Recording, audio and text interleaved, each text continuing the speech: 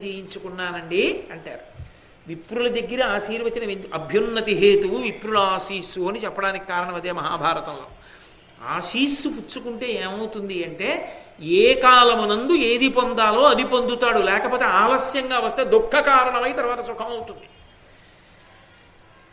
పెళ్లి కావలసిన వయసులో పెళ్ళవకుండా ఆలస్యంగా పెళ్ళయిందనుకోండి, కొంతకాలం ఏడుస్తాడు, అయ్యో నాకు పెళ్ళవలేదని.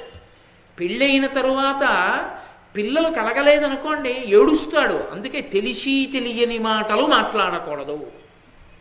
పెళ్ళంతా అయిపోతుంది, దంపతులు వచ్చి పెద్దల దగ్గర నమస్కారం చేస్తుంటే వచ్చే ఏడాదికి నువ్వు పండంటి పిల్లాడిని ఎత్తుకోవాలి అంటే పక్కనే ఉంటుందో నాలిముచ్చు, అక్కర్లేని మాటలు మాట్లాడేది.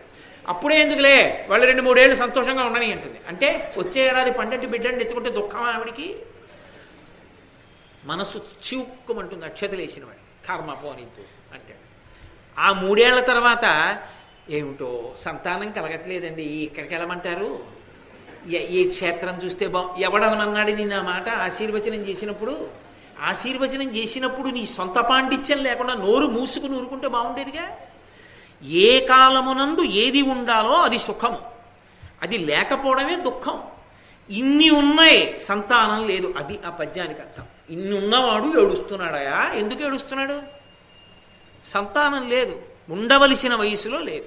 తర్వాత పుడితే ఏమో ఇప్పుడు లేరు, అప్పుడు పుడతారని విన్నాం మనం, ఏడిచాడు. అందుకని అనపత్యములేమి చేసి దుఃఖాకులుడై చాలా దుఃఖాన్ని పొంది ప్రధానవరులంతు సమర్పిత రాజ్యభారుడై, ప్రధానమైన వారు నమ్మకస్తులైన మంత్రుల దగ్గర రాజ్యాన్నంతటినీ అప్పజెప్పేసి ఆ యువనాశ్వుడు భృగు మహర్షిని ఆశ్రయించాడు.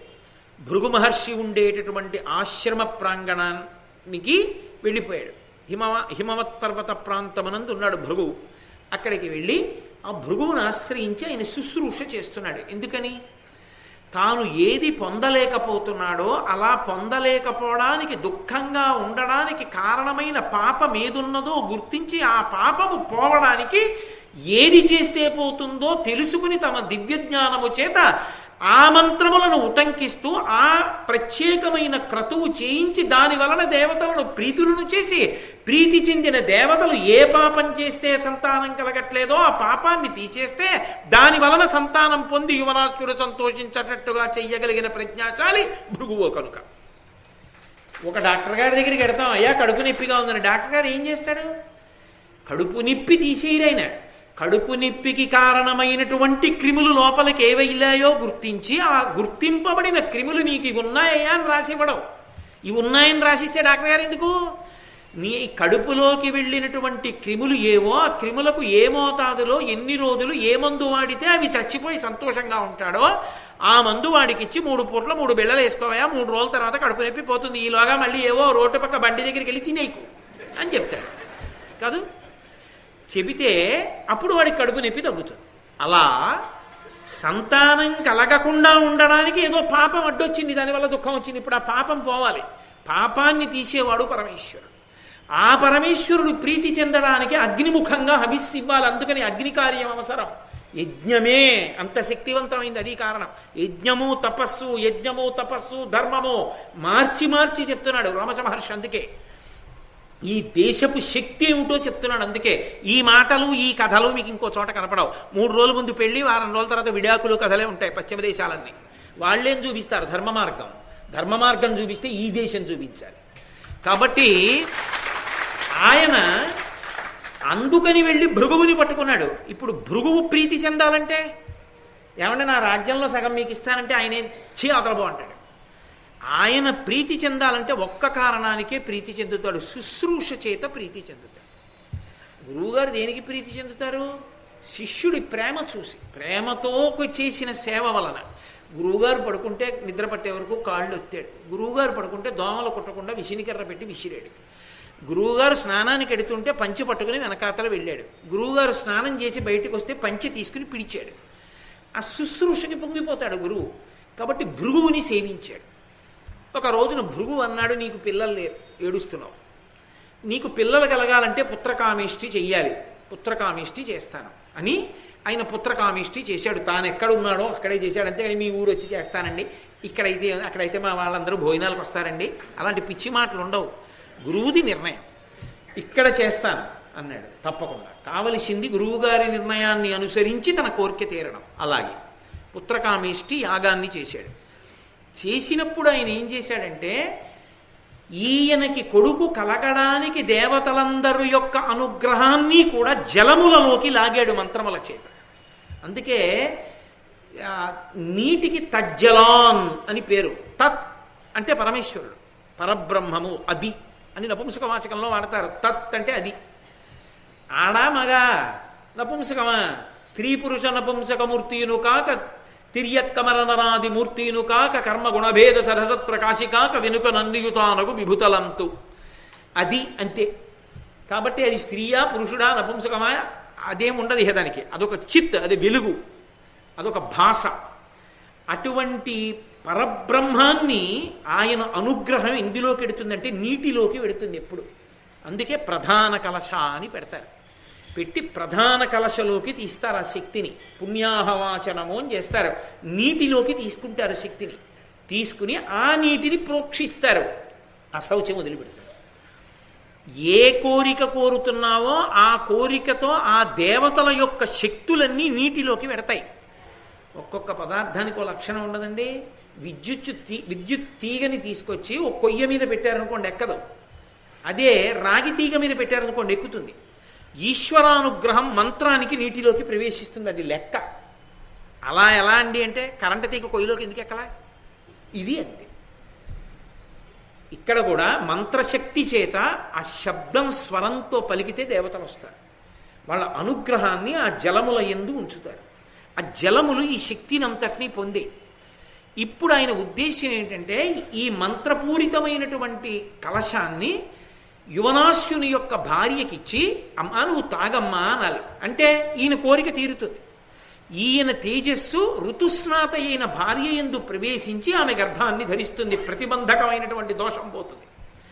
అందుకని ఆయన కలశలోకి ఆ మంత్రశక్తితో కూడుకున్నటువంటి స్థితితో ఏర్పాటు చేసి, పూర్తయిపోయింది యాగం, ఇక మరునాడు ఇద్దామని ఆ కలశ తీసుకెళ్లి జాగ్రత్తగా భద్రం చేసి శిష్యుల్ని పిలిచి, ఒరే రాత్రంతా ఈ కలశ జాగ్రత్తగా కాపాడండి రా అని అక్కడ పెట్టి ఆయన వెళ్ళిపోయాడు.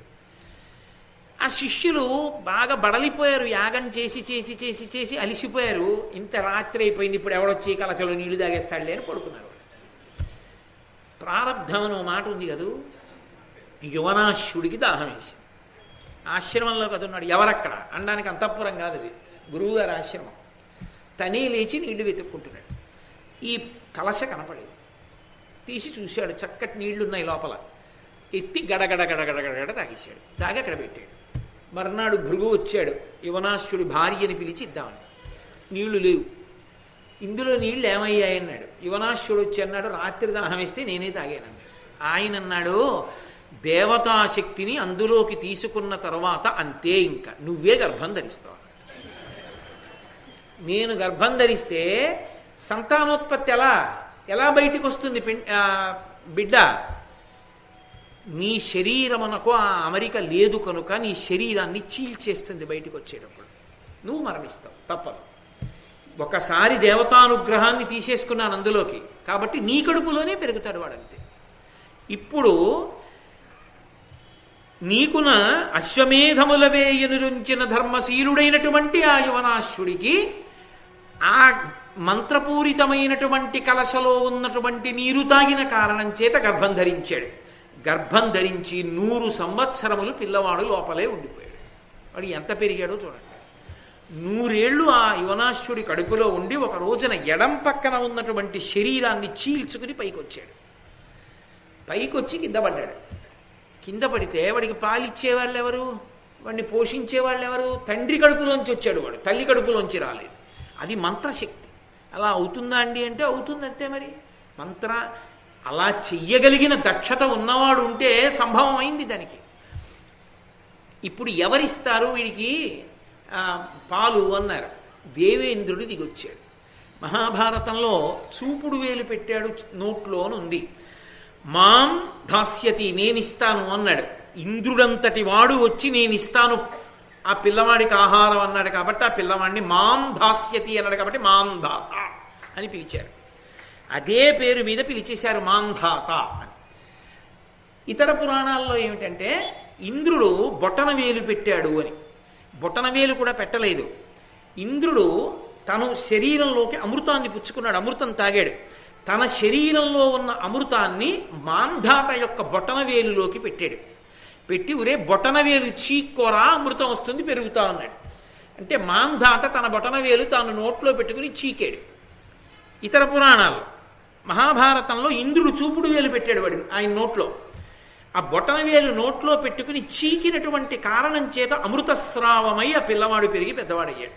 అప్పుడు మిగిలిన వాళ్ళందరూ చూసి అన్నారు, వాడి బొటనవేలు నోట్లో పెట్టుకు చీకితే అమృతస్రావమైంది, మా బిడ్డలకేమి రక్ష అన్నారు. ఇంద్రుడు నవ్వి అన్నాడు, మీ బిడ్డలందరికీ కూడా వరమిస్తున్నాను, పసితనంలో బొటనవేలు చీకితే అమృతం కురుస్తుంది వాళ్ళకి లోపలకన్నాడు. అందుకే ఆనాటి నుంచి ఈనాటి వరకు పిల్లలందరూ బొటనవేలు చీకుతారు అని.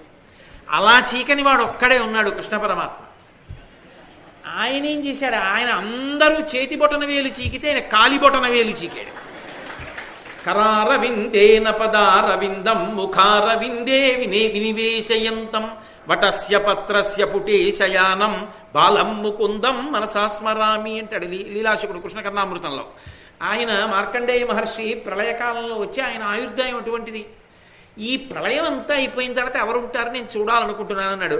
రావ్యాకు మీద పడుకుని కనపడ్డాడు ప్రళయ జలాల మీద తేలుతూ కృష్ణ పరమాత్మ. వటపత్రశాయి అంటారు.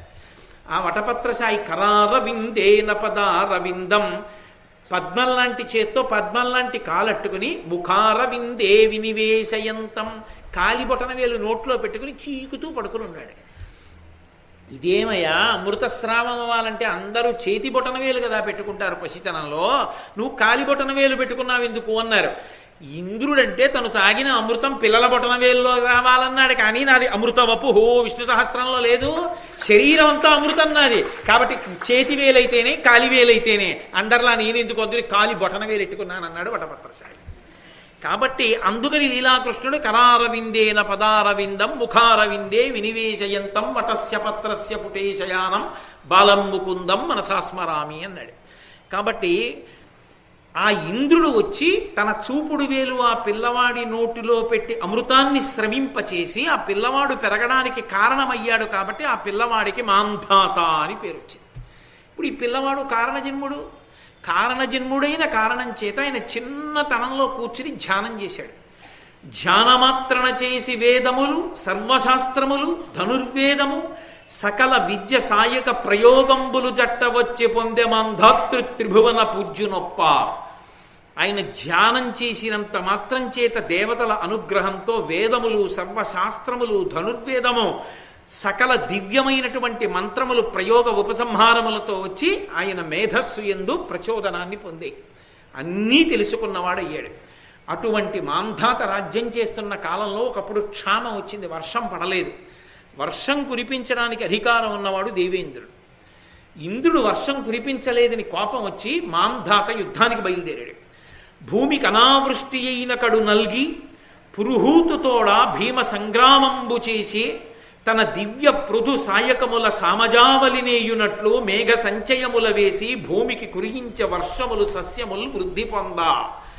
నల్లని ఏనుగుల గుంపుల మీద రాజులు ఎలా బాణాలు వేసి యుద్ధంలో వాటిని పడగొడతారో అలా దేవేంద్రుడి మీద యుద్ధం చేసి దేవేంద్రుణ్ణి ఓడించి ఆయన అధీనంలో ఉన్నటువంటి మేఘముల మీద బాణాలు వేసి బలవంతంగా తీసుకొచ్చి కురిపించి వర్షాలు కురిపించి పంటలు పండేట్టు చేసినటువంటి మహానుభావుడు మాంధాత. ఇంద్రుణ్ణి గెలిచి మేఘాలని తీసుకొచ్చాడు. అంతటి వైభవోపేతమైనటువంటి జీవితం ఉన్నవాడయా మాంధాత అంటే. ఆ మాంధాత ఇదిగో ఈ యమునా నదీ తీరంలో ఇక్కడే అద్భుతమైనటువంటి యాగం చేశాడు. ఆ మాంధాత పట్టుకున్నటువంటి విల్లుకి ప్రత్యేకంగా అజగవము అని పేరు. ఆయన యజ్ఞం చేసిన ప్రదేశం ఇదిగో ఈ తటంలో ఈ సరోవరంలో స్నానం చేయి ధర్మరాజా, ఇంత పవిత్ర ప్రదేశాలివి, ఇక్కడ స్నానం చేస్తే నీకు విశేషమైనటువంటి తేజస్సు కలుగుతుంది, దాని వలన వృద్ధిలోకి వస్తావని ధర్మరాజు గారితో స్నానం చేయించి ఇక్కడే సోమకుడు 100 పిల్లలను పొందాలనేటటువంటి కోరికతో ఒకప్పుడు గొప్ప యజ్ఞం చేశాడయా. ఆ యజ్ఞం అందరూ కూడా తెలుసుకుని ధర్మ వివక్షను నేర్చుకోవలసినటువంటిది అన్నాడు రోమశ మహర్షి. అబ్బా పోన్లేద్దరు ఎన్ని చెప్తారు అనలేదు ధర్మరాజు గారు. సోమకుడా 100 పిల్లల కోసం యజ్ఞం చేశాడా, అందులో ధర్మ వివక్ష తెలుసుకోవాలా, ఏది ఏది ఏది చెప్పండి ఒక్కసారి, ఇక్కడైనా యజ్ఞం చేసింది ఒక్కసారి చెప్పండి అదేమిటో అన్నాడు. అంటే ఆయన చెప్పడం ప్రారంభం చేశాడు. సోమకుడును రాజర్షి మహామఖమనరించే జంతుడును ఒక్క సుతున్ భూమీషా పడసే, అతని భామలు 100 కొడుకు పరమప్రీతిన్. ఒకానొకప్పుడు సోమకుడు అనబడేటటువంటి రాజర్షి ఉండేవాడు. ఆయనకి 100 భార్యలు, ఒక్కడే కొడుకు. ఆ ఒక్క కొడుక్కి జంతుడు అని పేరు. జంతుడు అని పేరు కలిగినటువంటి ఆ ఒక్క కొడుకు 100 భార్యలు. కానీ ఆ 100 కూడా ఈ కొడుకు తమ కొడుకే అని అత్యంత ప్రేమతో పెంచుతూ ఉండేవారు. ఇక కంటిని రెప్ప అని పోల్చడం కూడా కష్టం. అంత జాగ్రత్తగా 100 మంది రాణులు రాజు కలిసి వాడిని అల్లారముద్దుగా పెంచుతున్నారు. పెంచుతుంటే వాళ్ళకి గొప్పేమో కానీ చీమకు గొప్ప కాదు కదండి, అది ఎక్కడి నుంచి వస్తుంది? అది 100 వాడిని అంత అల్లారముద్దుగా పెంచుతుంటే ఒక రోజున ఒక ఎర్ర చీమ ఎక్కడి నుంచో వచ్చి వాడి తొడ మీద ఎక్కి కుట్టింది. చీమ కుడుతుంది కనుక చీమ కరిచింది కాదు, చీమ కుట్టింది. కరిచింది అన్నమాట వేరు, కుట్టింది అన్నమాట వేరు. కుట్టడం ఎక్కడో కరవడం ఎక్కడో తెలిసి చెప్పాలి కదా. ఇప్పుడు మళ్ళీ కుట్టడం కరవడం ఇవన్నీ ఎందుకు కానీ. కాబట్టి చీమ కుట్టింది వాడు ఏడిచాడు. ఏమిటి ఏడుస్తున్నాడని 100 మంది వచ్చి చూశారు 200 కళ్ళు వేసుకుని. తొడ మీద చీమ కనపడి దాన్ని వెంటనే తీసి చంపేసి 100 గుండెలు బాదుకుని ఏడిచారు పిల్లాడితో కలిపి. రాజు గబగబా వచ్చి ఏమైంది, ఎందుకు ఏడుస్తున్నారు 100 అన్నాడు. ఒక్క కొడుకు, వాడి తొడ మీద చీమ కుట్టేసింది, మేము ఉండి ఎందుకు ఇంకా ప్రయోజనం అన్నారు. రాజు వెంటనే తెల్లబోయి ఇదేమిట్రా, వీళ్ళు 100 ఉండి ఒక్క కొడుక్కి తొడ మీద చీమ కుట్టిందని ఏడిచారు, ఇలాంటి కొడుకు ఒక్కడే ఉంటే ఎవరికి తెలుసురా జీవన్మరణములో రేపు ఏమైనా జరగరానిది జరిగితే వీళ్ళందరూ ఏమైపోతారనుకొని గబగబా సభలోకి వెళ్ళాడు. ఆయనకో విచిత్రమైన ఆలోచన వచ్చింది. వచ్చి ఆయన సభ తీర్చాడు, పురోహితులందరినీ పిలిచాడు, బ్రాహ్మణుల్ని పిలిచి ఆయన ఓ ప్రశ్న వేశాడు.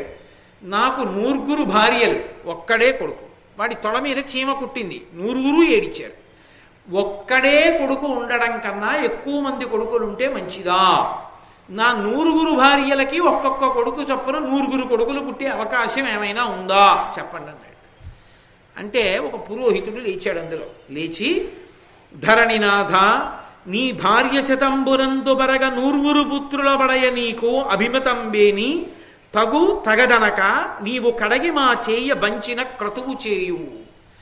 నీ 100 భార్యల యందు ఒక్కొక్క భార్య యందు ఒక్కొక్కడు చప్పున 100 కొడుకులు కలగాలని నిజంగా నువ్వు అనుకుంటే నేను నీకు ఏం చెప్పానో అది అయ్య బాబోయ్ అలా చేయడమా అండి అనో, చెయ్యొచ్చా అండి అనో, ఇంకోళ్ళని అడుగుతానో అనకుండా నేను చెప్పింది చెప్పినట్టు చేసేయగలవా?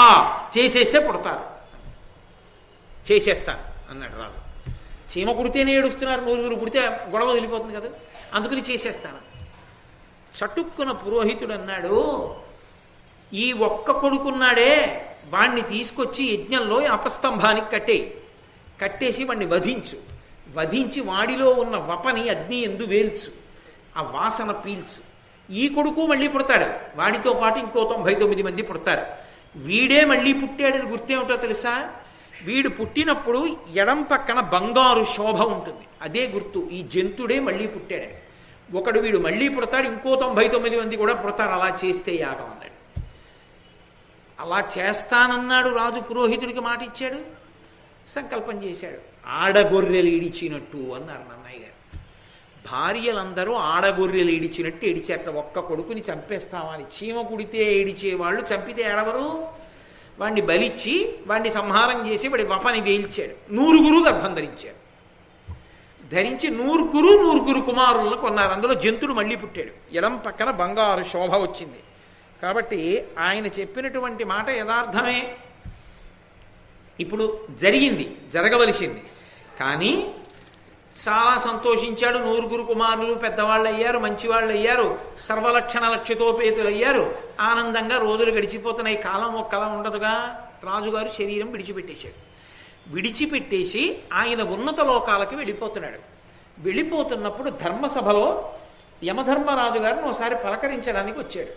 వచ్చి ఆయనతో మాట్లాడి వెళ్ళిపోతూ యమలోకం నుంచి వెడుతున్నప్పుడు చూస్తే తనకి 100 కొడుకులు కలగడానికి యజ్ఞం చేయించినటువంటి పురోహితుడు ఎవరున్నాడో ఆయన యమలోకంలో మంటల్లో ఏడుస్తూ అరుస్తున్నాడు. రాజును చూసి, మహారాజా, అపారమైన తపశ్శక్తి ఉన్నవాడివి, నువ్వు నన్ను దయచేసి ఉద్ధరించు, నీకు యాగం చేయడం వల్లే ఇక్కడ పారేశారు నన్ను అగ్నిహోత్రంలో, దానికి బ్రహ్మస్థానంలో కూర్చున్నాను, అందుకే ఇక్కడ పారేశారు, కాబట్టి నన్ను ఉద్ధరించన్నాడు. వెంటనే మహారాజు వెనక్కొచ్చి తన తపశ్శక్తిలో కొంత భాగాన్ని ధారపోశాడు. ధారపోస్తే ఆ పుణ్యము వలన విడిచిపెట్టేశారు పురోహితుణ్ణి. రాజు పురోహితుణ్ణి వెంట పెట్టుకుని స్వర్గలోకానికి వెళ్ళిపోయాడు.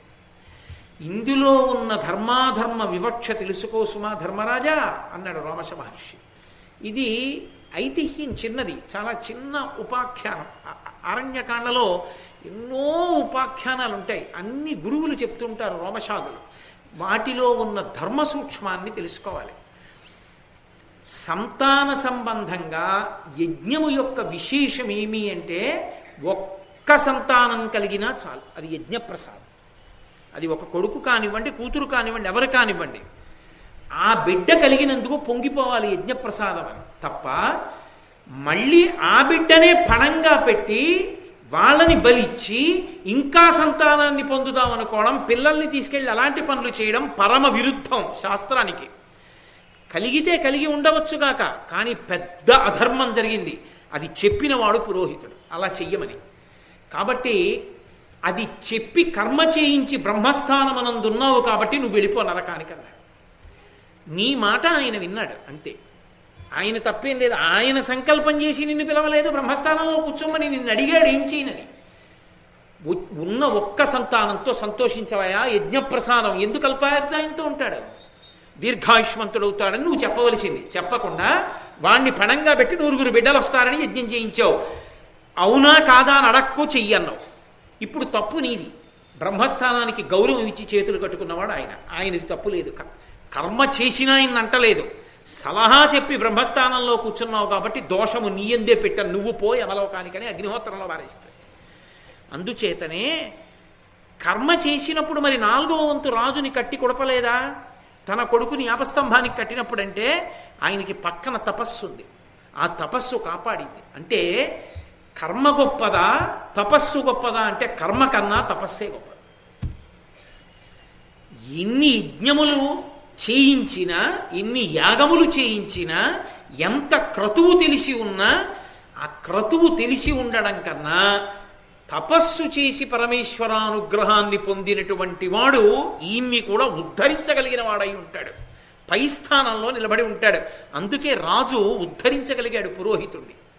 కాబట్టి ఎప్పుడూ దీన్ని జ్ఞాపకం ఉంచుకోవాలి సుమా అని చెప్పాడంటే, పరమేశ్వర ప్రసాదంగా లభించినది ఏదైనా అంగీకరించి సంతోషించాలి తప్ప ప్రత్యేకించి సంతానం విషయంలో ఒక్కడా ఇద్దరా అని ఆలోచించి వాళ్ళని పణంగా పెట్టి మళ్ళీ పొందాలనేటటువంటి కోరికలు పుట్టకూడదు. వెర్రి కోరికలు, అది అధర్మబద్ధమైనటువంటి కోరిక.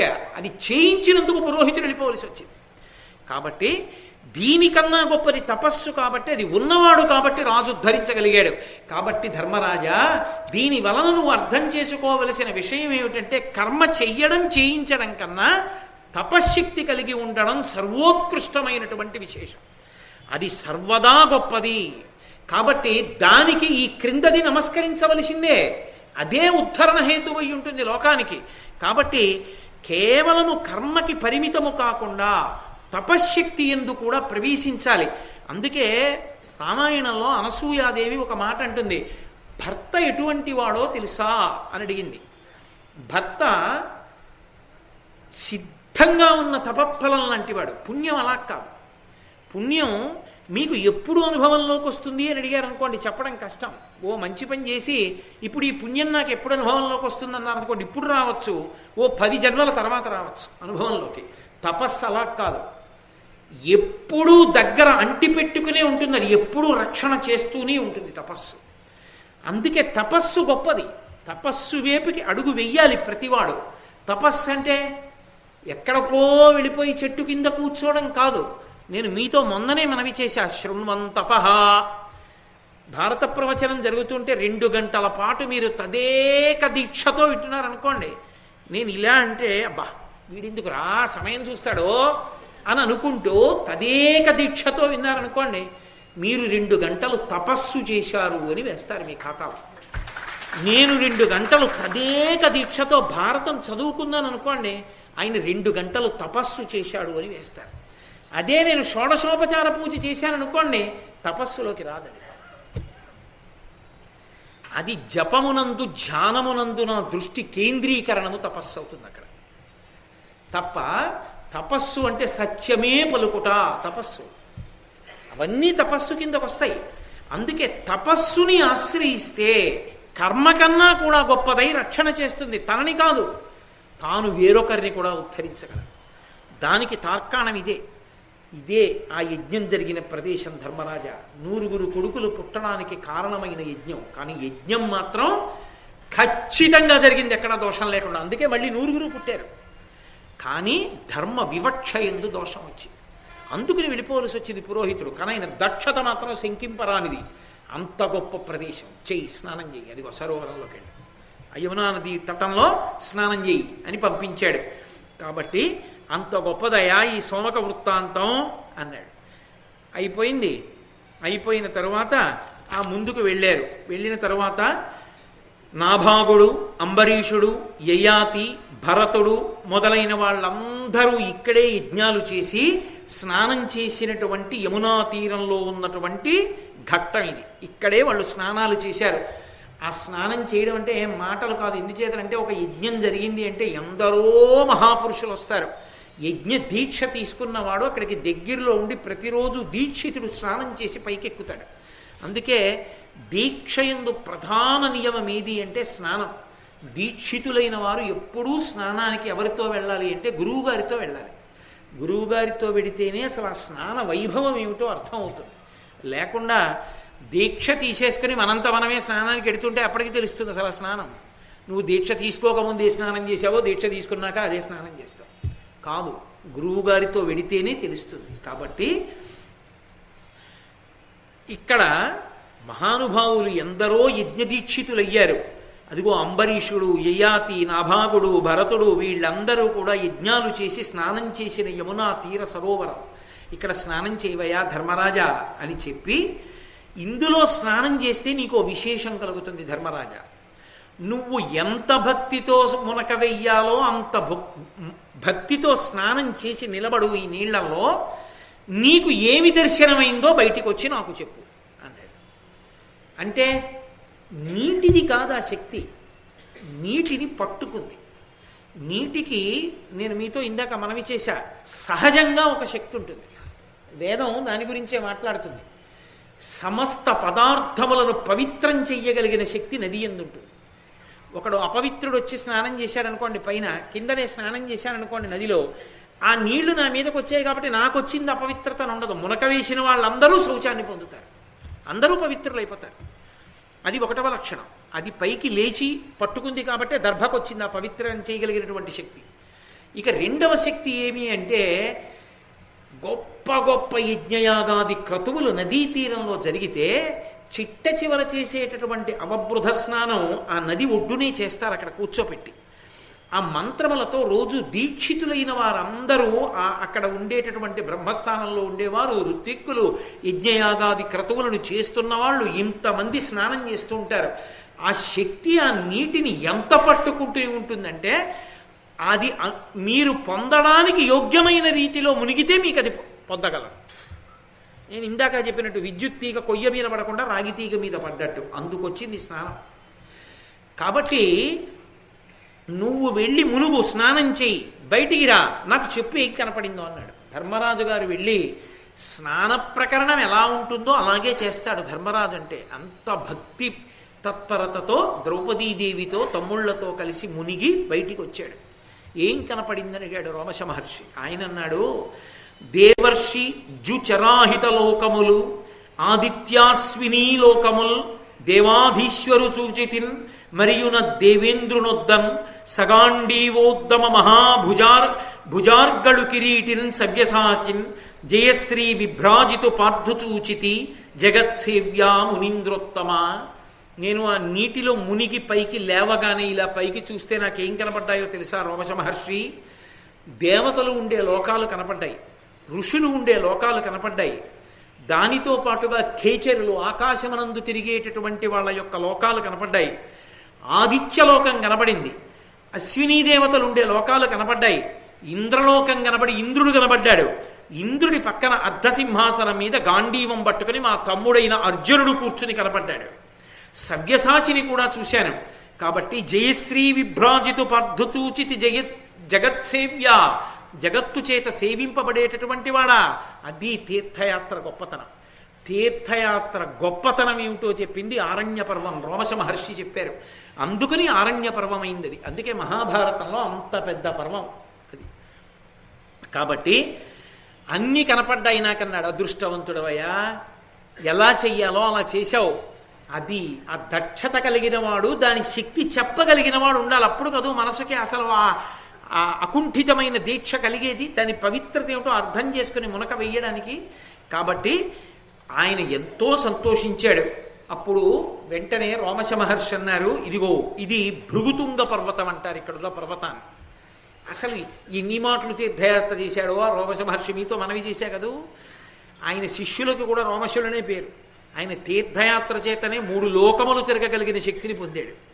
కాబట్టి ఇదిగో భృగుతుంగ పర్వతం. ఇక్కడ శిబి చక్రవర్తి గొప్ప యజ్ఞం చేశాడు. ఆ శిబి చక్రవర్తి ఆనాడు కాదు, తన యొక్క ఔదార్యము చేత ఎప్పటికీ స్మరించగలిగినటువంటి మహానుభావుడయ్యాడయా ధర్మరాజా అన్నాడు. ఎప్పటికీ స్మరించవలసిన వాడయ్యాడా శిబి చక్రవర్తి? ఈ పర్వతం మీద యజ్ఞం చేశాడా? ఏది ఏది ఏది ఏది నాకు ఒక్కసారి ఆ శిబి చక్రవర్తి గురించి చెప్పండి. అలా అడిగేవాడు ఉన్నాడు కాబట్టి భారతం వచ్చిందండి. అడిగేవాడు లేకపోతే అసలు రోమశ మహర్షిని ధర్మరాజు గారు ఇవన్నీ అడగకుండా చాలేదురు కాసేపు రూమ్కి వెళ్ళిపోయి రెస్ట్ తీసుకుందాం అన్నాడు అనుకోండి, ఇంకా భారతం ఎక్కడి నుంచి వస్తుంది? ఆ ఉత్సాహం ఉంది కాబట్టి భారతం వచ్చింది. కాబట్టి ఆ శిబి చక్రవర్తి గురించి చెప్తున్నాడు రోమశ మహర్షి. ఒకానొక సమయంలో ఆయన సభ తీర్చి ఉన్నాడు శిబి చక్రవర్తి. ఎవరికి ఏది కోరితే అది దానం చేస్తాడు. పరమధర్మమూర్తి, ధర్మ వివక్ష ఉన్నవాడు.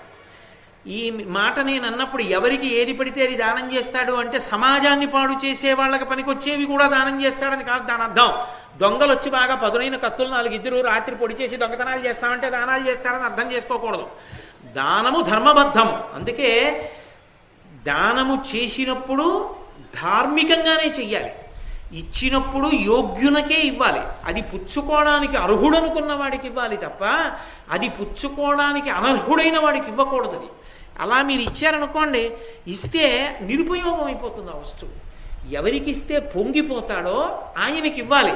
మీరు పట్టుకెళ్ళి ఒక పుస్తకాన్ని ఎవరికిస్తే ఆయన కళ్ళకద్దుకుని తివీలు పెట్టుకుని చదువుకుని పరవశించిపోతాడో ఆయనకి ఇవ్వాలి. కానీ అది పట్టుకెళ్ళి బియ్యం డబ్బా ఓ పక్క ఒరిగిపోతుంది, ఇది పెడితే గట్టిగా అట్టుంది బాగుంటుందని కింద ఒత్తు పెట్టుకునేవాడికి పుస్తకం ఇస్తే ఎందుకది?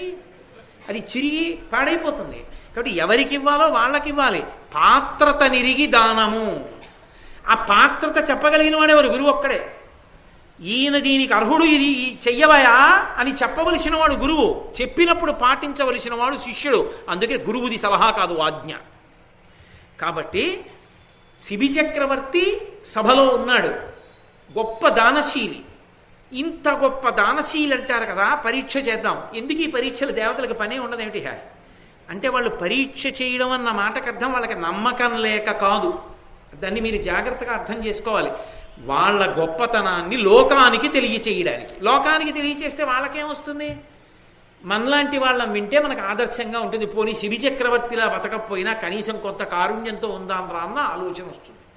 అందుకు ప్రకాశింపజేస్తారు దేవతలు. అందుకే వాళ్ళ పేరే దేవతలు. దివ్, వాళ్ళు ప్రకాశం ఉన్నవాళ్ళు, మంచి గుణములను ప్రకాశింపజేస్తారు. ఒకనాడు ఇంద్రుడు డేగగా మారాడు, అగ్నిహోత్రుడు పావురంగా మారాడు.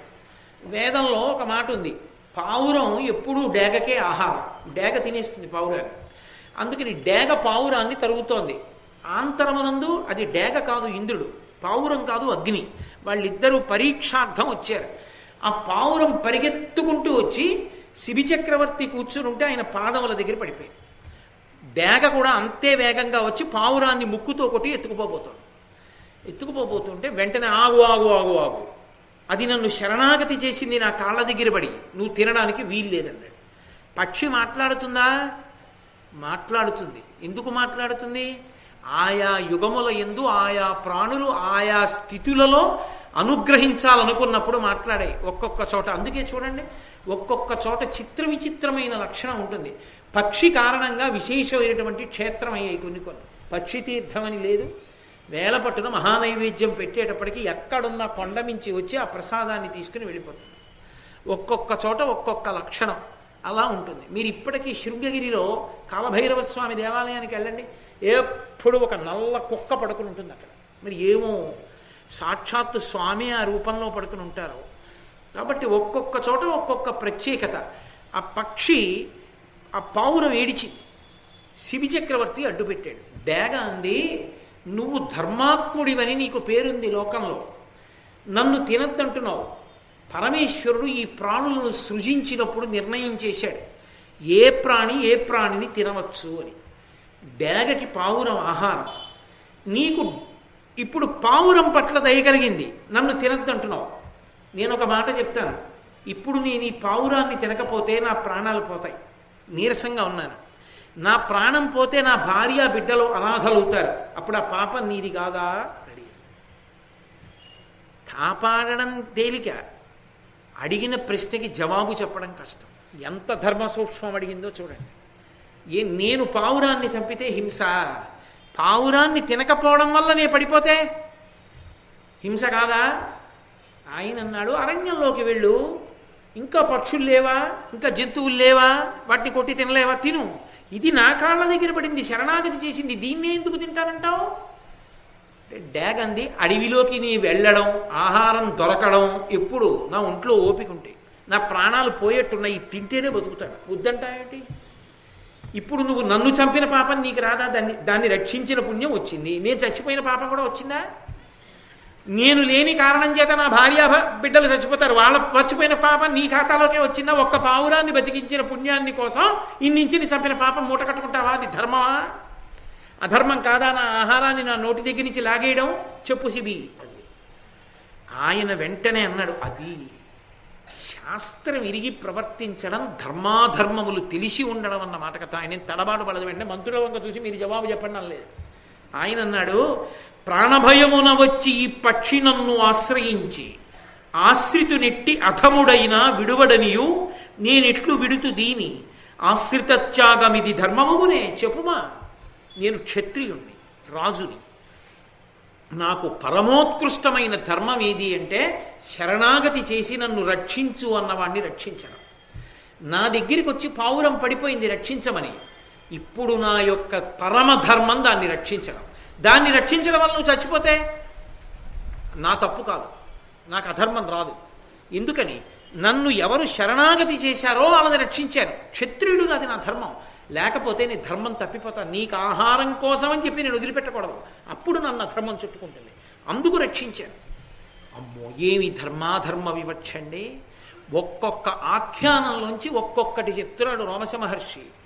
ధర్మం పట్టుకున్నవాడు పాణవడు యశోవిరాజితుడవుతాడు ధర్మరాజా. ఇది ధర్మరాజు గారికి ఎంత ధైర్యాన్ని ఇస్తుంది. ఇవాళ అరణ్యవాసంలో ఉన్నాడు, అజ్ఞాతవాసం చేస్తాడు.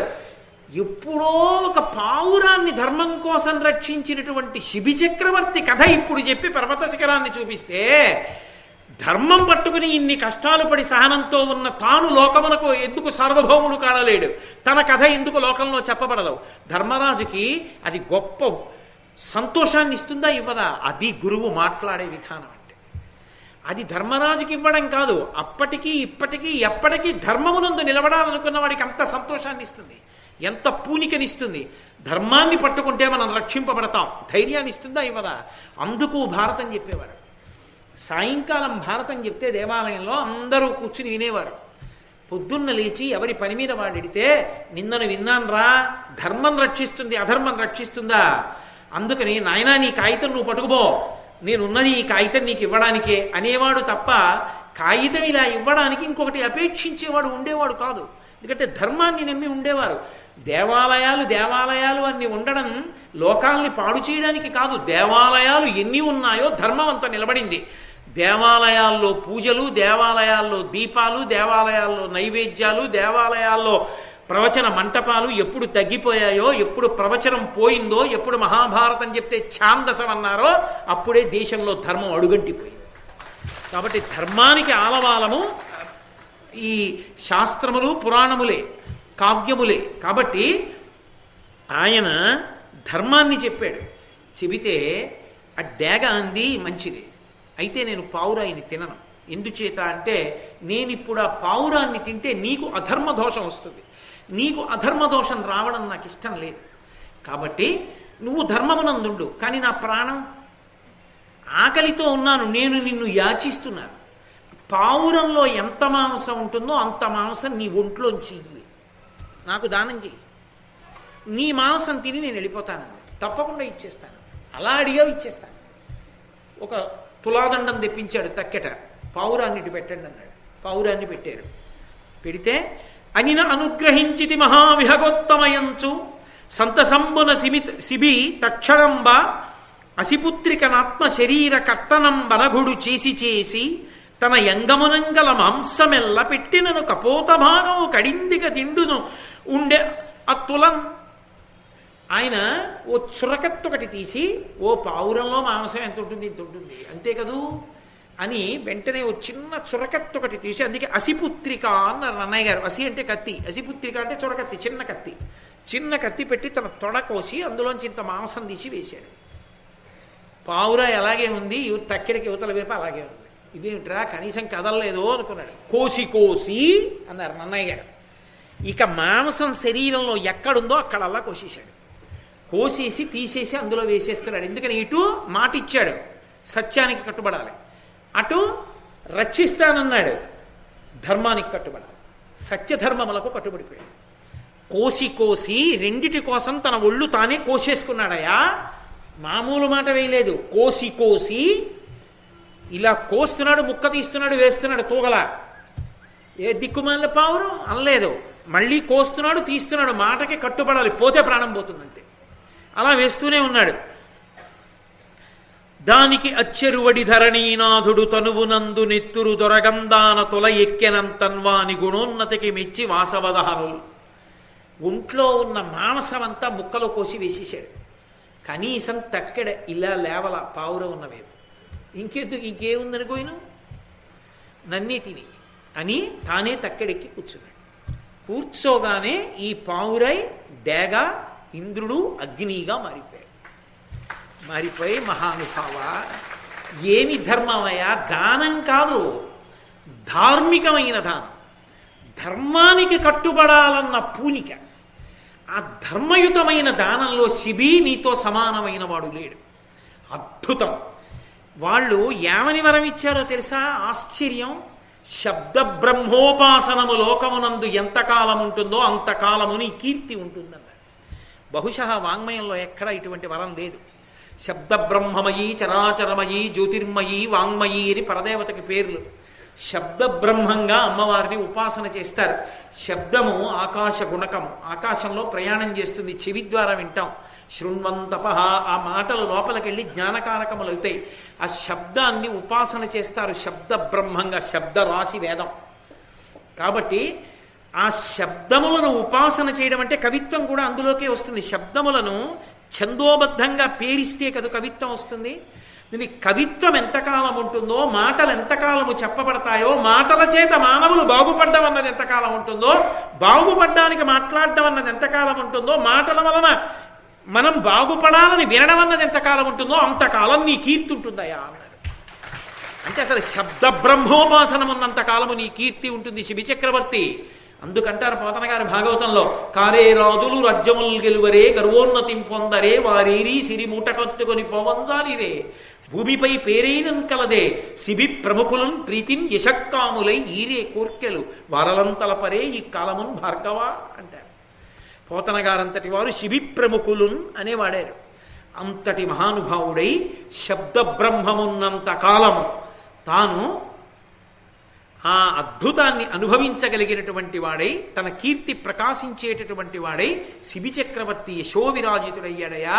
అదిగో అంతటి మహానుభావుడైన శిబి ఈ భృగుతుంగ పర్వత శిఖరం మీదకే వచ్చి యజ్ఞం చేశాడు. ఎక్కువ ఆ యజ్ఞం జరిగిన ప్రాంతంలో కూర్చో కాసేపు. అదిగో పక్కన ఉన్నటువంటి యమునా నది తీరంలో స్నానం చేయి, అదృష్టవంతుడి. మళ్ళీ స్నానం చేశాడు. ఇప్పుడు నీకు ఇంకొక విషయం చెప్తాడు. ఇది పరమాద్భుతమైనటువంటి విశేషం. కడుపులో ఉన్న కొడుకుని, అమ్మ కడుపులో తన భార్య కడుపులో ఉన్న కొడుకుని బయట తిరుగాడుతున్న తండ్రి శపించాడు. ఎందుకు శపించాడో తెలుసా? ఇంకా బయటికి రాని పిల్లవాడు బయట తిరుగుతున్న తండ్రికి వేదం విషయంలో సలహా చెప్పాడు. ఏ సలహా చెప్పాడో, ఏ సలహా విని తండ్రి శపించాడో, శపించిన తండ్రినే కొడుకు రక్షించాడో, అసలు ఆ వేదమునకున్న గొప్పతనం ఏమిటో, ఆ కథ ఎందుకలా నడిచిందో, ఈ విశేషాలన్నీ ధర్మరాజా బాగా చీకటి పడింది, లోతుపాతులు కనపడవు కదూ, మళ్ళీ రేపు సాయంకాలం 6:30 చెప్పుకుందాం, అప్పుడు విని స్నానం చేద్దుగా.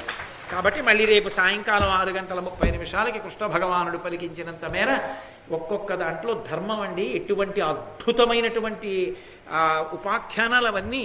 అందుకు ఆరణ్యకాండ అని పిలిచారు దాన్ని.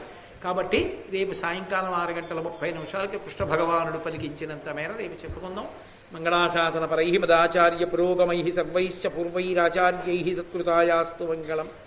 మంగళం కోసలేంద్రాయ మహనీయ గుణాత్మనే చక్రవర్తి తనూజాయ సార్వభౌమాయ మంగళం. ఉమాకాంతాయ కాంతాయ కామితార్థప్రదాయినే శ్రీగిరీశాయ దేవాయ మలినాథాయ మంగళం. సర్వం శ్రీ ఉమామహేశ్వర పరబ్రహ్మార్పణమస్తు. స్వస్తి.